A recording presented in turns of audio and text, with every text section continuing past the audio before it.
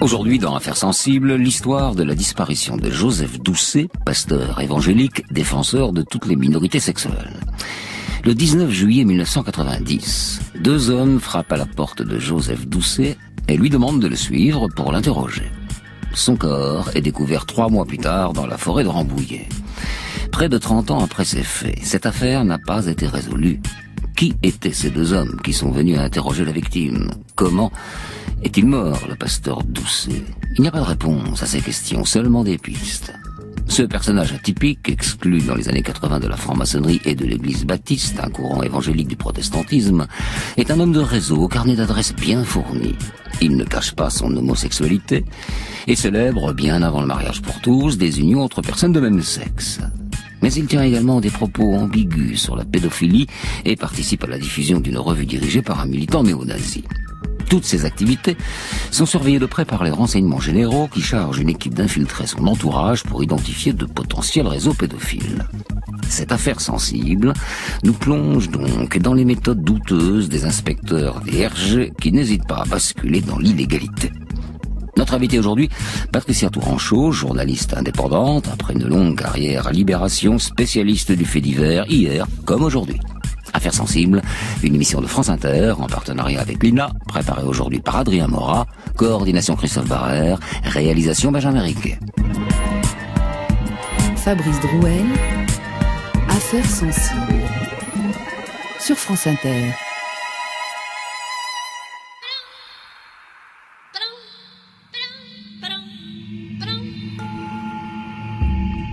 « 8 avril 1982. Monseigneur Léon Arthur Elchinger, évêque de Strasbourg, explique dans une conférence de presse qu'il respecte les homosexuels comme les infirmes. La phrase choque profondément la communauté homosexuelle. Une plainte est déposée. 6 mois plus tard, elle est jugée irrecevable par le tribunal correctionnel de Strasbourg. Mais Antenne 2 profite de cette audience pour donner la parole à un autre homme d'église, beaucoup plus tolérant avec les homosexuels. Et c'est ainsi que les Français découvrent ce mardi 30 novembre 1982 le pasteur Joseph Doucet. Je suis chrétien pratiquant. Pour moi, la personne et l'œuvre de Jésus-Christ sont l'essentiel dans ma vie. Mais je suis également homosexuel pratiquant et c'est aussi un élément essentiel de ma vie. Et je ne peux faire le choix, je ne peux pas choisir entre les deux.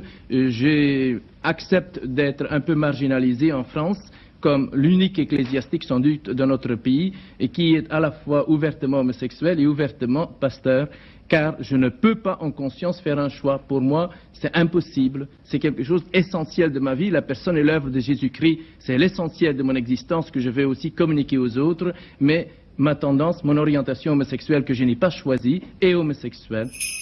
Jésus lui-même ne parle à aucun moment au sujet de l'homosexualité et très peu d'ailleurs de la sexualité en général. Pour lui, l'amour, le premier sens de l'amour, c'est la justice. Et pour moi, je suis homosexuel, c'est vrai, et je ne l'ai pas choisi. C'est un élément de ma vie, je ne suis pas que homosexuel, c'est un élément de ma vie. J'en ai beaucoup d'autres, je l'espère. Joseph Doucet est né en février 1945 à Saint-Tron, en Belgique, dans une famille paysanne néerlandophone. Son enfance est rythmée par l'école, les travaux dans les champs et la religion catholique. Ses parents l'ont prévenu. Lui et son frère cadet, pas question de fréquenter des jeunes filles. Bien, ce n'est pas un souci en fait pour le jeune garçon, car il confie, des années plus tard, dans un projet autobiographique publié dans la revue Ilia, à partir de l'âge de 10 ans, j'étais toujours amoureux d'un ou deux garçons, à la fois. J'écrivais des poèmes, je recherchais leur présence, je cherchais des prétextes pour les toucher. Il souffre, car il garde ce secret pour lui. Il songe souvent à confesser à l'église ce qu'il considère comme un péché. Mais il n'y arrive pas, les mots ne sortent pas. Alors il prie pour être délivré de cette orientation sexuelle jugée anormale à son époque et surtout dans son milieu. Après 3 ans d'études consacrées à l'étude de la Bible, il quitte le séminaire à regret. Et il a bien compris qu'il ne pourra jamais faire accepter sa différence.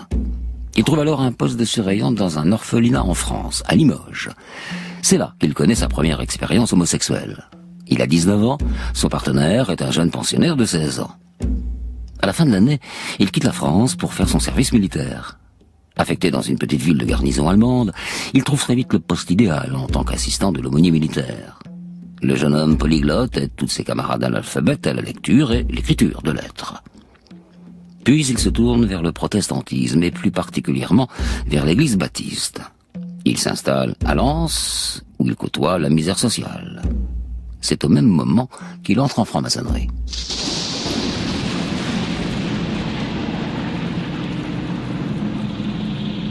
Octobre 1976, Joseph Doucet crée à Paris le Centre du Christ Libérateur, une association qui défend toutes les minorités sexuelles, homosexuelles, transsexuelles, sadomasochistes, mais également pédophiles. À la recherche d'un lieu pour des réunions de parole, il prospecte dans tout Paris et organise ses premières réunions dans une salle de spectacle pornographique rue Fontaine, à Pigalle. Très vite, avec le bouche à oreille, ces réunions attirent de nombreuses personnes en quête d'informations et d'échanges. Pour animer ses groupes de parole, Joseph Doucet se base sur ses compétences acquises lors de ses études en psychologie-sexologie à l'université protestante d'Amsterdam. Ce diplôme lui permet ainsi d'accorder des certificats pour les hommes qui veulent être réformés du service militaire, moyennant finance, cela dit. Et puis, Joseph Doucet est un avant-gardiste. Près de 30 ans avant le mariage pour tous, il organise des unions entre personnes du même sexe. Il appelle cela les bénédictions d'amour et d'amitié. Une équipe de journalistes de France 3 assiste à l'une de ces cérémonies le 2 février 1985.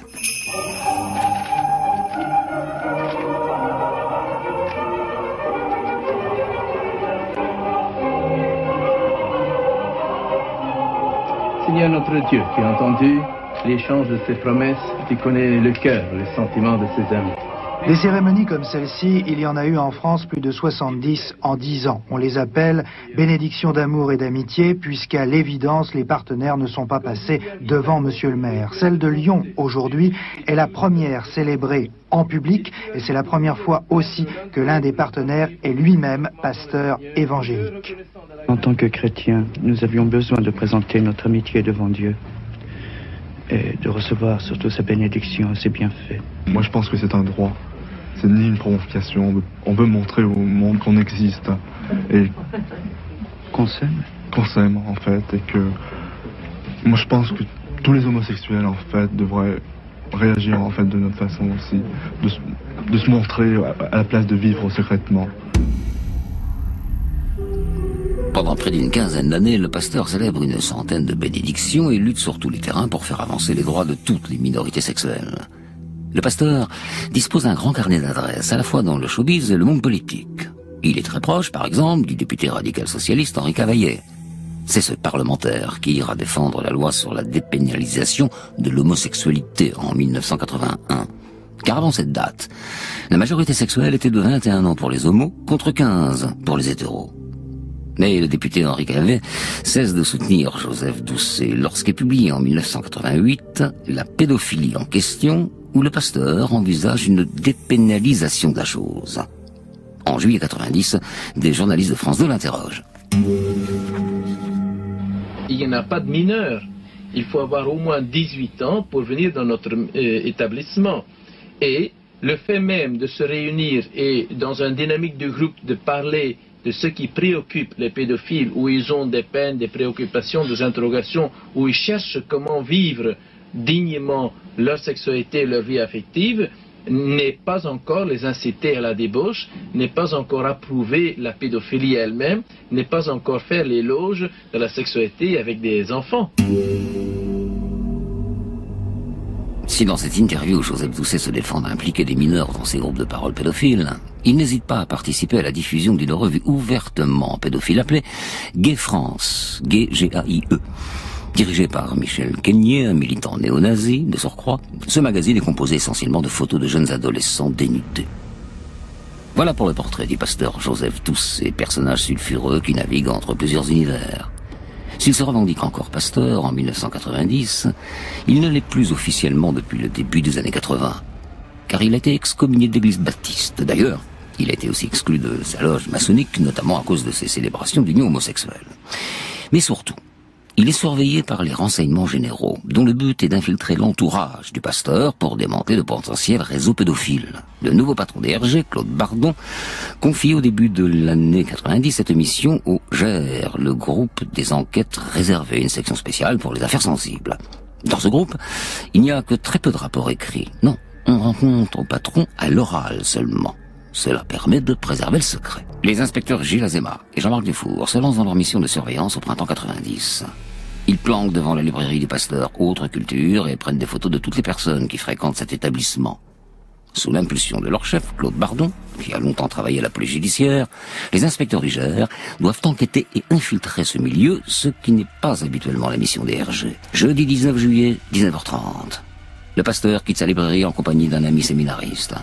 Il rejoint la rue Clairaut, où se trouve son association, le Centre des Christ Libérateurs, mais aussi son logement, qu'il partage avec son compagnon Guy Bondard. Les trois hommes dînent ensemble quand la sonnette retentit. Le pasteur déverrouille la porte de l'immeuble et ouvre celle de son appartement. Deux hommes s'avancent dans le couloir. L'un des deux sort un portefeuille avec peut-être, une carte de police, selon le témoignage de Guy Bondard. L'un des hommes lance alors au pasteur: « Suivez-moi, j'aimerais beaucoup que vous me suiviez, monsieur. » « Vous en avez pour longtemps? 20 minutes? Une demi-heure? demande Bondard. L'inconnu acquiesce. Une demi-heure, tout au plus. Joseph Doucet les suit, sans s'inquiéter. Les heures passent, et Guy Bondard, lui, commence à se faire du souci, car le pasteur n'est toujours pas revenu. Le lendemain, il se présente au commissariat du 17e arrondissement. Les policiers ne prennent pas ce cas au sérieux. Après tout, le pasteur est peut-être allé rejoindre un amant.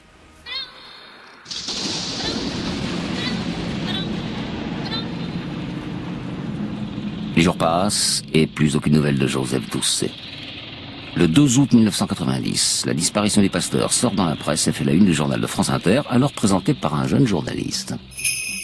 Disparition du pasteur Doucet. Voilà une affaire entourée d'un épais mystère. Célèbre pour son action auprès des homosexuels, le pasteur n'a plus donné signe de vie depuis le 19 juillet. Son action également contre la drogue et la prostitution enfantine peut lui avoir valu quelques haines. Qui pourrait expliquer un enlèvement? C'est une piste, ce n'est pas la seule. 2 semaines après la disparition du pasteur, les policiers de la brigade criminelle explorent plusieurs pistes, mais l'une d'entre elles est privilégiée. Ils enquêtent sur les agissements de leurs collègues des renseignements généraux et, notamment, sur une scène qui s'est déroulée au domicile même du pasteur 1 mois avant sa disparition. Vers 1h du matin ce jour-là, Jean-Marc Dufour, Gilles Azéma et le reste de l'équipe tambourinent à la porte du pasteur. Ils sont éméchés et n'y vont pas de main morte. Doucet et son compagnon Bondard sont effrayés, ils appellent la police. Arrivés sur place, les gardiens de la paix comprennent qu'ils ont affaire à des collègues. Alors ils expliquent à Joseph Doucet qu'il s'agit de la police secrète, je les cite. Guy Bondard se souvient plus tard: avec le pasteur, on s'est fait la réflexion, bien dis donc, pour des agents secrets, ils ont plutôt l'air de piliers de bistrot. Interrogé dans les locaux de la PJ, l'inspecteur Jean-Marc Dufour finit par avouer: oui, lui et ses collègues ont bien frappé à la porte du pasteur Doucet 1 mois avant sa disparition. Et Guy Bondard le reconnaît formellement lorsque l'inspecteur lui est présenté au commissariat derrière une vitre sans teint. Les policiers de la PJ reconstituent alors l'emploi du temps des 3 inspecteurs des RG le jour de la disparition du pasteur. Le 19 juillet, vers 18h, 2 d'entre eux se rendent à la librairie du pasteur dans le 17e arrondissement pour consulter des revues jugées sensibles. Vers 19h10, les 3 policiers des RG discutent et boivent des bières dans un café proche de la librairie en compagnie d'un indicateur. Vers 20h15, ils prétendent avoir levé la filature pour se rendre dans le Val-de-Marne et commencer une planque pour une affaire de stupéfiants. La journaliste Patricia Touranchot explique dans l'émission Fait entrer l'accusé pourquoi leur alibi est très fragile. Jean-Marc Dufour, moi je l'ai questionné là-dessus. Je lui ai dit, attendez, personne vous a vu là-bas. Et lui dit, mais c'est quand même normal. C'est quand même normal qu'on était très bien cachés, que personne ne nous voit, et même pas Phobos qui nous a renseignés, etc. Ce sont pas les indiques qui font la loi. Ensuite, ils ont passé la nuit à faire la fête dans les bars de Pigalle en prenant bien soin de se faire remarquer. Les policiers de la PJ ne sont pas convaincus, mais ni Guy Bondard, le compagnon de Joseph Doucet, ni l'ami séminariste du pasteur ne reconnaît formellement parmi les inspecteurs des RG ceux qui sont venus le soir du 19 juillet chercher Joseph Doucet. Voilà, en ce mois de juillet 90, l'enquête est au point mort. Il faudra attendre le mois d'août et un appel anonyme pour que cette affaire prenne une nouvelle dimension. C'est un journaliste de leur journal Libération qui reçoit l'appel. On lui parle d'intimidation et de coups de feu tirés pour effrayer. Et le responsable serait un homme qui n'a pas fini de faire parler de lui. Il s'agit toujours de Jean-Marc Dufour, l'inspecteur des RG. 14 septembre 1990. Libération sort son scoop. Dans les colonnes du journal, Pierre Didier, l'homme qui a appelé le quotidien, explique comment des policiers des RG ont voulu faire de lui un infiltré dans l'entourage du pasteur Doucet. Mais pourquoi viser Pierre Didier, un dessinateur industriel sans problème? Eh bien, Jean-Marc Dufour a fouillé dans les différentes fiches de police et il se trouve que lors d'une perquisition dans le cadre d'une autre affaire, des revues pornographiques avaient été retrouvées chez Pierre Didier. À l'époque, les policiers avaient noté dans sa fiche que l'homme était probablement homosexuel. Il n'en faut pas plus à Jean-Marc Dufour pour le cibler comme futur indicateur. De toute façon, il n'a que cette possibilité. Et il subit chaque jour la pression de son chef, Claude Bardon, pour obtenir des infos sur les liens possibles entre le pasteur Doucet et les réseaux pédophiles. Alors il faut recruter, et au plus vite, un informateur. Il ne restait plus qu'à convaincre Pierre Didier de devenir l'indic des RG. La première rencontre est assez tendue. Jean-Marc Dufour et 3 autres policiers se rendent au domicile de Didier. L'inspecteur lui explique ce qu'il veut, et il lui dit « Ce que je te demande, c'est de voir ce qui se passe dans une librairie, rien d'autre. » Et il ajoute « On pourrait faire ressortir ton dossier si tu ne nous rends pas service. » Face à la pression exercée par Jean-Marc Dufour, le dessinateur accepte la mission et note l'adresse de la librairie qu'il est censé infiltrer. Mais les jours passent, et Pierre Didier refuse de bosser pour les RG. Il le dit même à Jean-Marc Dufour lors d'une conversation téléphonique. « Je trouve cette histoire dégueulasse. » Jean-Marc Dufour est dans l'impasse. Il n'a réussi à obtenir aucune information exploitable sur le pasteur Doucet, et son seul indice potentiel lui a fait faux bond. Alors, le 2 juillet, il bascule dans l'intimidation, très limite. En compagnie d'un collègue des RG, il se rend au domicile de Pierre Didier. Il frappe, sonne à la porte, aucune réponse. Alors il allume une pochette en papier et la glisse sous la porte pour susciter une réaction, qui sait. Pierre Didier se méfie peut-être et a peur d'ouvrir. Et c'est bien le cas. L'indique n'ose pas ouvrir, effectivement. Il tourne en rond dans son appartement. Puis tout à coup, une détonation. Jean-Marc Dufour a sorti son 357 Magnum et a tiré dans la porte à hauteur de la serrure. Pierre Didier panique. On veut le tuer, c'est certain. Il n'y a plus d'espoir. Il se rue dans la salle de bain et se taillade les veines avec une lame de rasoir. Les 2 policiers, persuadés que l'appartement est vide, quittent l'immeuble rapidement. Une voisine, alertée par le bruit, se rend alors à l'étage de Pierre Didier, frappe à la porte avant de le retrouver dans un état de sidération. Il est rapidement pris en charge et secouru par les policiers. Mais revenons au vendredi 14 septembre, le jour de la publication de l'article dans l'IB. Au même moment, Jean-Marc Dufour et son collègue sont écroués à la prison de Bois d'Arcy pour l'affaire Pierre Didier. Quant au pasteur Joseph Doucet, il est toujours introuvable. 15 jours plus tard, l'inspecteur des RG libéré mais placé sous contrôle judiciaire. Olivier Metzner, l'avocat de Guy Bondard, le compagnon du pasteur Doucet, réagit à cette libération sur Antenne 2. La libération de Jean-Marc Dufour m'inquiète. Et m'inquiète parce que son inculpation pour l'exaction qu'il a commise au domicile de Didier est très révélatrice du comportement de Jean-Marc Dufour. Et il est évident que sa mise en liberté ne va pas améliorer la qualité de l'enquête actuelle dans le cadre de l'enquête sur l'enlèvement du pasteur Doucet. Si Guy Bondard est bien défendu par Olivier Metzner, Jean-Marc Dufour, lui, frappe un grand coup en convainquant Jacques Vergès de devenir son avocat. Ce ténor du barreau, à la fois craint et respecté, explique pourquoi et comment il est accepté de défendre l'inspecteur des RG dans l'émission Faites entrer l'accusé. L'inspecteur Dufour vient me voir, me dit « J'ai l'impression qu'on veut me faire porter le chapeau dans cette affaire. J'ai l'impression que ça arrange tout le monde et que ma hiérarchie ne va pas me soutenir, qu'ils vont finir par m'inculper et je voudrais que vous soyez mon avocat. » À quoi je lui dis « J'accepte, mais je voudrais savoir pourquoi vous me désignez moi, vous qui êtes au RG. » Et à ce moment-là, il me fait cette réponse qui m'amuse. Il me dit, parce que je vous connais. Je lui dis, mais d'où me connaissez-vous? Il me dit, je vous suis le jour et la nuit. Je vous écoute. J'ouvre votre courrier. J'ai dit alors? Il dit alors, à la suite de toute cette surveillance, j'ai acquis une confiance en vous. La ligne de défense de Jean-Marc Dufour est claire. Premièrement, il assume totalement ses méthodes d'intimidation, notamment celles exercées sur Pierre Didier, et il le dit publiquement à la sortie d'une audition au tribunal de Nanterre. Est-ce que ça fait partie des techniques d'investigation, des renseignements généraux, de frapper aux portes, de tirer dans les portes? Ça peut éventuellement faire partie de méthodes d'intimidation indirecte, puisque dans le cas précis, c'est une intimidation indirecte, afin d'amener quelqu'un à collaborer, oui. Admise par la hiérarchie? Ben écoutez, on ne peut pas dire qu'elles n'ont pas été admises, puisque la hiérarchie est informée de ce qui s'est passé. Avant d'ajouter qu'il n'est pas inculpé dans l'affaire du pasteur Doucet, mais seulement témoin. Enfin, il révèle ce qu'il a déjà dit des semaines plus tôt aux enquêteurs de la PJ. Il affirme qu'il avait pour mission de compromettre plusieurs personnalités du monde politique et médiatique. Votre mission devait aboutir à quel résultat? Elle devait aboutir au résultat de les mettre en cause dans le cas où ils auraient été mis en contact avec un jeune homosexuel, en ce qui concerne les deux premières personnalités. Vous n'êtes pas arrivé au bout de cette opération? Je n'ai jamais débuté cette opération, si ce n'est que j'ai recruté une personne pouvant faire l'affaire, c'est tout. On ne m'a jamais demandé de débuter l'opération. La bombe est lâchée, ou plutôt l'écran de fumée pour faire diversion. Car l'histoire est séduisante.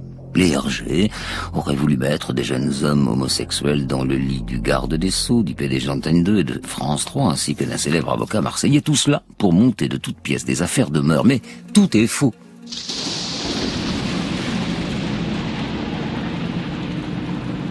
Deux jours plus tard, nouveau tournant dans l'affaire. Le corps du pasteur Doucet a été identifié. En réalité, le cadavre a été découvert depuis plus d'une semaine, mais il était tellement méconnaissable qu'il a fallu plusieurs jours pour s'assurer qu'il s'agissait bien du pasteur.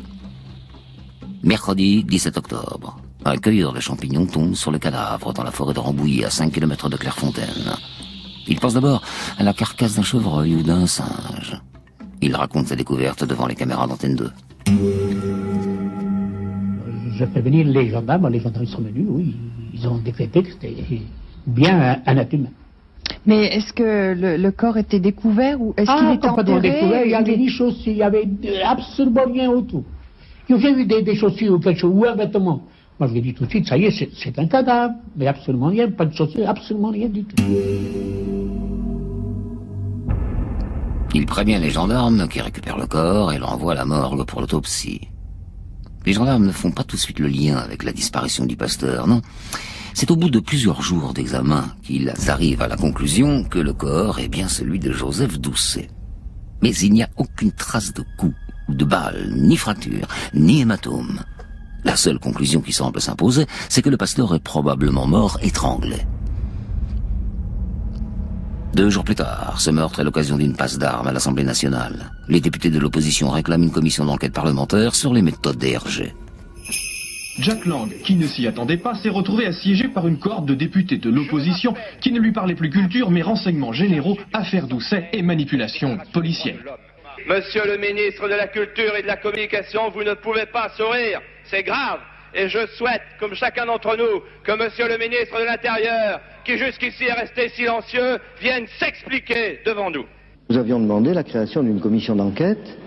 Elle nous a été refusée par une procédure que nous contestons. Nous demandons donc la création d'une commission de contrôle, car il faut que les Français sachent si les renseignements généraux sont oui ou non une police politique. L'opposition porte donc ce matin la polémique devant l'opinion publique. Côté majorité, on se replie toujours derrière des arguments juridiques pour justifier le refus de créer toute commission. Bref, pour ce qui est d'évoquer les renseignements généraux, les socialistes sont plutôt aux abonnés absents. Le 19 novembre, Jean-Marc Dufour est convoqué devant le conseil de discipline, appelé le tourniquet dans le jargon policier. Il doit s'expliquer sur le tambourinage intempestif au domicile du pasteur Doucet, sur la balle tirée dans la porte de Pierre Didier et sur ses déclarations dans la presse qui l'ont fait sortir de son devoir de réserve. Mais une nouvelle fois, Jean-Marc Dufour prépare un coup d'éclat médiatique en compagnie de son avocat, Jacques Vergès. Il refuse de comparaître devant le conseil de discipline. Son avocat et lui-même s'en expliquent devant les caméras de télé. Nous sommes retirés, laissant ces messieurs délibérer entre eux sur ce qu'ils doivent faire. C'est-à-dire que le conseil de discipline va juger administrativement l'inspecteur Dufour sans lui. Sans lui, exactement. L'affaire Doucet a éclaté il y a 4 mois exactement. Pendant 3 mois, je me suis tu. Je n'ai fait aucune déclaration. Vous pouvez le vérifier. J'ai commencé à vouloir réagir, vu que ça faisait 3 mois que j'étais traité d'assassin quotidiennement. Lorsque j'étais en prison, ça a été encore pire. Donc j'ai voulu réagir. Avant de faire quelques déclarations que ce soit, j'ai envoyé un courrier recommandé à mon directeur, M. Bardon, afin qu'il me défende et afin qu'il ne m'oblige pas à transgresser mon obligation de réserve. Il m'a répondu qu'il ne pouvait rien faire. Et c'est à ce moment-là que j'ai décidé de te parler et de me défendre. Dans la foulée de ce conseil de discipline, Jean-Marc Dufour est révoqué. Il n'est plus policier. Et le GR, le groupe des enquêtes réservées, est dissous. Le 24 novembre, sur ce point, l'avocat Jacques Vergès réagit. On a dissous le GR. On réforme les RG. Cela prouve que l'on reconnaît qu'il y avait quelque chose qui fonctionnait mal dans l'institution. Je ne dis pas que l'institution, son travail était entièrement négatif, mais il y avait des dérapages. Et c'est pas en sacrifiant un petit soldat après un autre petit soldat, Azéma après Dufour ou Dufour après Azéma, qu'on va remettre de l'ordre dans la maison. Jean-Marc Dufour et Jacques Vergès ont une stratégie de défense simple mais efficace. Dufour, qui a toujours été auditionné comme simple témoin dans l'affaire du pasteur Doucet, demande au juge d'être inculpé pour avoir accès au dossier et préparer ainsi une défense avec les éléments de l'enquête. Mais la juge d'instruction n'inculpera jamais l'ancien inspecteur des RG. Mois après mois, l'enquête s'enlise et il n'y a toujours aucune nouvelle piste. Quant à Jean-Marc Dufour, il n'existe pas la moindre preuve contre lui. Alors, l'affaire tombe peu à peu dans l'oubli, quand en pleine campagne électorale pour la présidentielle de 95, un homme politique reparle du pasteur Doucet, et pas n'importe qui, c'est le ministre de l'Intérieur en personne, Charles Pasqua. Le pasteur Doucet a été enlevé par des inspecteurs de police des renseignements généraux. Il a disparu. Tout cela a été couvert par le gouvernement socialiste. Charles Pasqua, patron de tous les policiers en tant que ministre de l'Intérieur, n'hésite pas à accuser ses équipes de l'enlèvement et du meurtre du pasteur Doucet. Mais, curieusement, Pasqua ne sera jamais auditionné par un juge.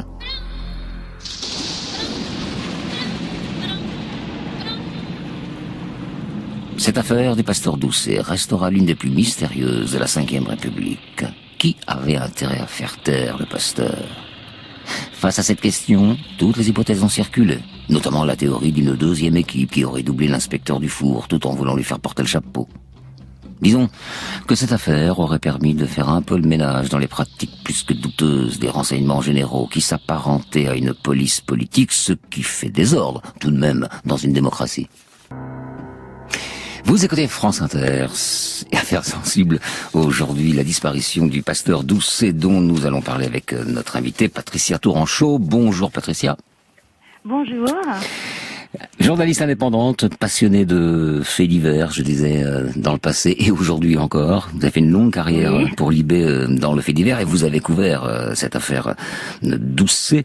Alors déjà, l'IRG enquête sur cette affaire-là. J'ai cru comprendre que normalement ce n'est pas leur rôle, ils interviennent pas sur ces terrains-là. Là, ils interviennent. Pourquoi ? Alors c'est étrange. Les RG sont censés ramener des renseignements en matière économique, politique et sociale pour le gouvernement à l'époque. Sauf que les RG de la section presse ont repéré une petite annonce dans une revue spécialisée en mai 90 qui annonçait des réunions sur le thème de la pédophilie, donc chez le pasteur, au centre du Christ libérateur. Donc là, des RG vont photographier des participants venus discuter de la sexualité des mineurs dans ce centre. Et les RG identifient un postier qui a déjà été condamné pour attentat à la pudeur sur des adolescents, ainsi qu'un prêtre qui a été emprisonné par le passé. À partir de là, c'est encore dans leur rôle de faire des photos, de surveillance, etc. Pour moi, à partir du moment s'ils ont un soupçon que des pédophiles puissent, à travers le Centre du Christ libérateur, se livrer à des actes sur des mineurs, ils doivent immédiatement en référer à la police judiciaire, à la brigade des mineurs de la PJ de Paris, qui s'occupe de ça. Donc là, on a un mélange des genres, c'est-à-dire qu'à cette époque, vous l'avez bien dit tout à l'heure, le nouveau directeur des renseignements généraux s'appelle Claude Bardon, c'est un grand flic de police judiciaire qui est mis à s'occuper des RG et qui a entrepris de les rendre plus professionnels, plus performants. Et c'est là où ça dérape, parce que normalement, ces photos de surveillance là avec les deux pédophiles répertoriés devant le centre du Christ libérateur, elles doivent aller immédiatement à la PJ qui, elle, va voir s'il y a un soupçon réel, c'est à la PJ d'enquêter, pas au RG. Alors, dans ce cadre-là, il y a donc Dufour, le célèbre Dufour dans cette affaire. Il est victime finalement de cette politique de son patron, où il collabore, où il fait du zèle. Manifestement, il a des pressions quand même. Ce serait la troisième solution, c'est-à-dire que Dufour, c'est une personnalité à part, qui a été écartée déjà à un moment donné d'un groupe au sein des RG qui s'appelait la section de direction, je crois, qui était dirigée par un certain Roger Durand. Et Bardon et la hiérarchie des RG se sont aperçus qu'il faisait n'importe quoi. Mais Dufour est passé à la trappe parce qu'il était en formation à ce moment-là. Donc il est revenu par la fenêtre dans le groupe des enquêtes réservées. Dufour, c'est un biturin. C'est un mec qui n'arrête pas de picoler et qui a été éduqué au RG à l'école des coups tordus du groupe de Roger Durand. Et d'ailleurs, ce groupe au sein des RG était surnommé avant la brigade des coups tordus. Voilà. Et donc, Dufour n'est pas un cas isolé, malheureusement, mais il est quand même très à part au sein des RG. Et ces méthodes sont quand même très particulières et ne sont pas partagées par l'ensemble des RG à l'époque. Alors, il y a notamment cette tentative de recrutement de l'indicateur Pierre Didier, que Jean-Marc Dufour et son équipe croyaient homosexuel. D'ailleurs, on voit qu'il y a un amalgame assez malsain à l'époque de toutes ces affaires. On parle de minorité sexuelle et puis de pédophilie. La minorité sexuelle, c'est tout à fait légal. La pédophilie, c'est un crime. Donc, il y a une espèce d'amalgame malsain, non ? À l'époque. Oui, c'est-à-dire que, vous avez raison. Jean-Marc Dufour là se plante de cible. Mais oui. Parce que Pierre Didier, il avait été arrêté en 86, parce que sa copine était sympathisante d'un groupe terroriste espagnol qui s'appelait les Grappos et qui cachait des armes. Ok. Ouais. Pendant cette perquisition, il avait été trouvé des bouquins porno chez Didier. Là, Dufour en conclut que s'il y a des bouquins porno, c'est qu'il doit être pédé. Déjà, il avait une copine. Et puis que de là, il est bien capable d'aller infiltrer, en gros, le centre de ce pasteur pédé.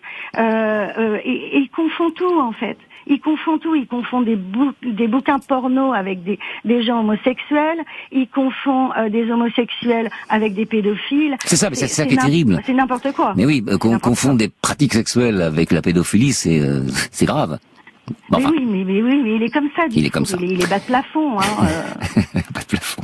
Oui. L'histoire du coup de feu dans la porte, c'est assez bas de plafond, si j'ose dire. C'est hallucinant. Expliquez-nous.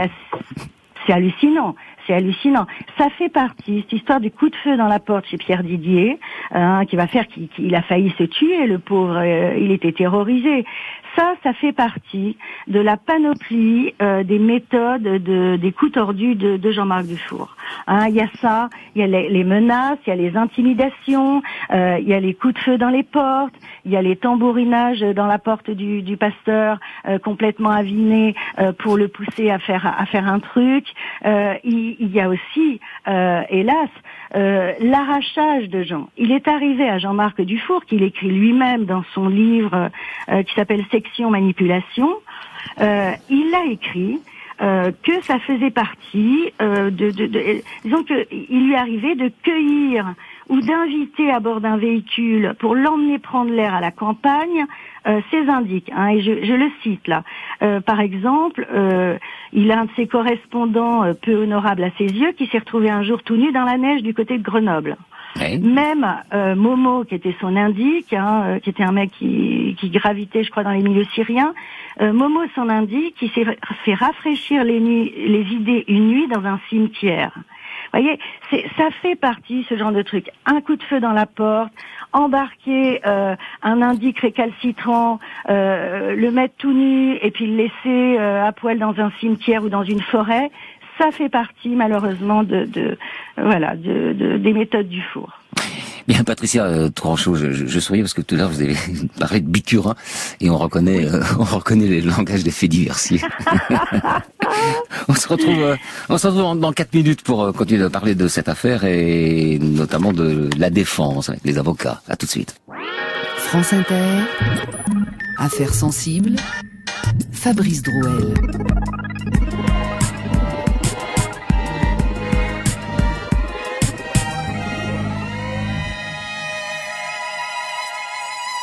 Où est passé ton âme, Patricia Tourangeau? Nous, on ne sait toujours pas où est passé le pasteur Doucet. On retiendra quand même le casting de cette affaire, et notamment le duo Jean-Marc Dufour et Jacques Vergès. On a entendu Jacques Vergès tout à l'heure dire pourquoi il défendait Dufour. Il y a, comme d'habitude chez cet avocat, une part de malice dans ce qu'il dit. Bien sûr, mais ce duo est extraordinaire. Ils se sont trouvés et ils ont été très efficaces. Puisque donc Jacques Vergès, sa stratégie, c'est quand même de déporter les accusations, les soupçons qui pèsent sur Jean-Marc Dufour, de les faire bifurquer sur les politiques, la hiérarchie policière, le ministère de l'Intérieur. C'est ce qu'il appelle la défense de rupture, je crois. C'est sa théorie. La défense de rupture, voilà, c'est ce qu'il avait innové en Algérie. Enfin bref. Absolument. Mais il détourne les accusations sur d'autres, et donc c'est un grand déballage. Et ça marche parce qu'ils vont exhiber des noms de personnalités qui auraient été mouillées dans des trucs. Bon, ces personnalités-là, notamment le PDG à l'époque de France 2 et France 3, les a attaqués en diffamation. Il a gagné, hein. Bah oui, mais ça marche à l'époque. Et ce duo marche tellement bien qu'il fait peur même aux enquêteurs pourtant brillants de la brigade criminelle et à la juge Catherine Courcol. Elle m'a avoué, cette juge, je l'ai rencontrée à l'époque et puis quelques années après, elle m'a avoué qu'elle a eu peur. Elle n'avait pas beaucoup d'éléments contre Jean-Marc Dufour, mais elle aurait pu aller jusqu'à l'inculper à l'époque. Elle ne l'a pas fait parce qu'elle a été intimidée, elle a eu un peu peur de Vergès et de tout ce qui pourrait déballer et casser dans son dossier. Et c'est pour ça qu'elle ne l'a pas fait. Donc finalement, les deux ont été efficaces. Sauf que ils vont inventer une théorie de la seconde équipe, qui aurait soi-disant, voilà, la seconde équipe, c'est-à-dire que alors même que Jean-Marc Dufour et sa bande de bras cassés étaient en train de surveiller la librairie Autre Culture le 19 juillet 90, donc au moment où va disparaître le pasteur Doucet, une seconde équipe serait venue embarquer le pasteur pour... Alors, pourquoi déjà? Ah oui, un pasteur qui, soi-disant, était maître chanteur, et tout ça pour éviter un scandale éclaboussant l'Élysée.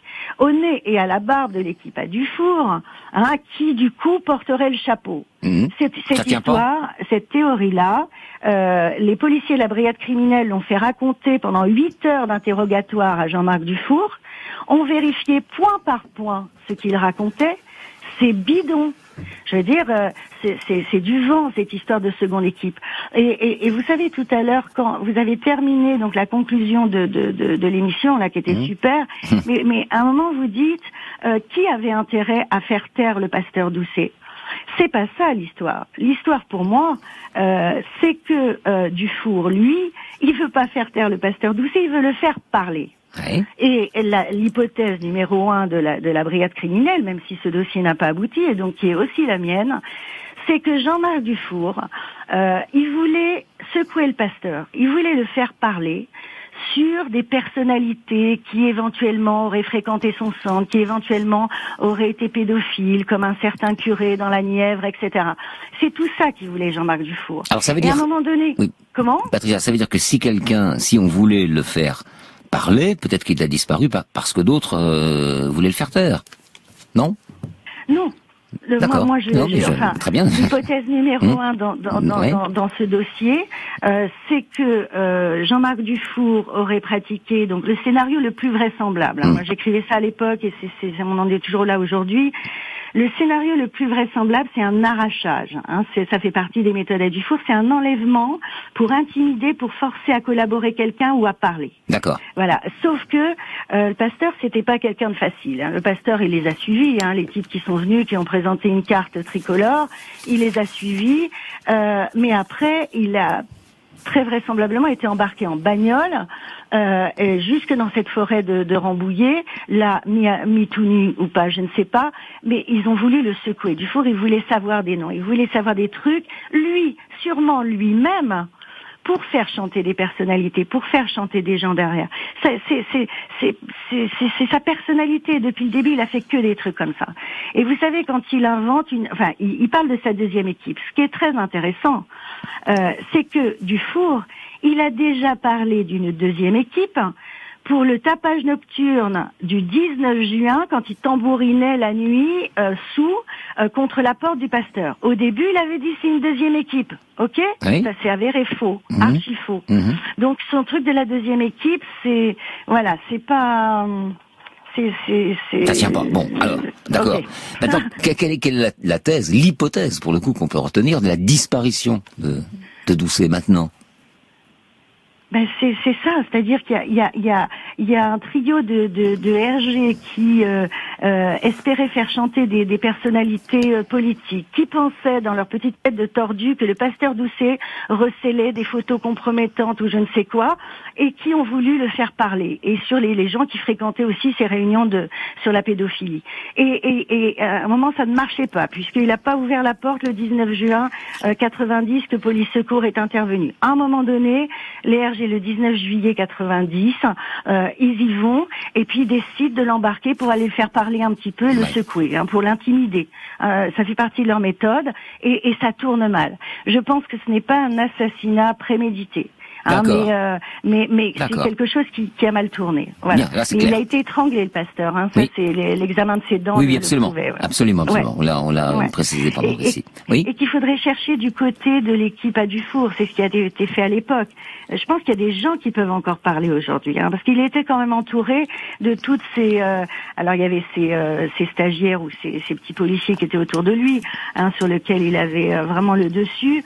Mais il y avait aussi des gens comme Christian Peroncel, qui était une espèce d'ancien mercenaire en Rhodésie, en Afrique du Sud et au Liban. Moi, je l'ai rencontré à Conflans-Sainte-Honorine. Il y avait un Jean-Pierre Bins, qui lui était marchand de biens, ex-garde du corps à l'ambassade de Liban, qui ce soir-là traînait avec les RG le 19 juillet 90 au Voltigeur, au café d'à côté à faire des flippers, et qui dit qu'il est rentré chez lui à côté, rue des Apennins, et qu'il a regardé le feuilleton télévisé. Voilà, tout ça, il y a peut-être des choses qui sortiront un jour. Sa compagne lui avait donné un alibi.